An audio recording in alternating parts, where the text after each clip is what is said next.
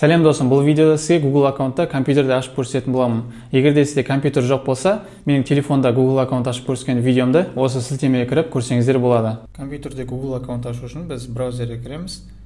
Google'ге, поискке Google аккаунт деп жазамыз. Сол кезде мына бірінші болып шығады, аккаунт Google аккаунт деп. Ішіне кіріп, оң жақтан войти деп көк жазу тұрады, соған басамыз. Жаңа аккаунт ашу үшін мына создать аккаунт дегенді басамыз, для себя. Мына жерге имя, фамилия жазамыз. Мен мысал ретінде жазылайын.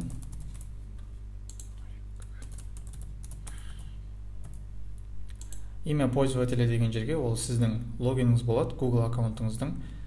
Логин пароль деп жүрген кезде логинға осы жазатын боласыз.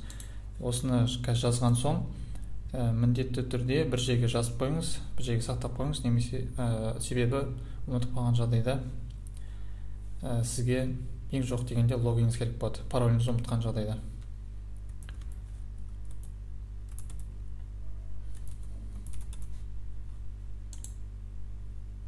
Мысалы ретінде осылай жазсам, бар екен бұндай. Бұндай да бар екен, мына астында маған басқа да мысалдарын көрсетіп тұр. Осындай қылып ашуыңызға болады деп. Біреуін бастайын. gmail.com Осыны ашсылайын. Пароліңізді қиындатып қойыңыз. Арғай далее дегенді басамыз. Мына жерде номер телефона не обязательно деп тұр. Достар, егер сіз Google аккаунтыңызды екі шақтық аутентификация қосатын болсаңыз, сіздің Google аккаунтыңызда ешкім взлом жасай алмайды. Даже сіздің пароліңізді тапқан жағдайда да сіздің телефоныңызға код келетін болады. Сол кодты енгізбесе, сіздің аккаунтыңызға кіре алмайтын болады. Ол номер тек сізде ғана болады. Осы номер телефонына жазған дұрыс. Ең басында регистрация жасаған кезде, қазір жазбасаңыз да болады.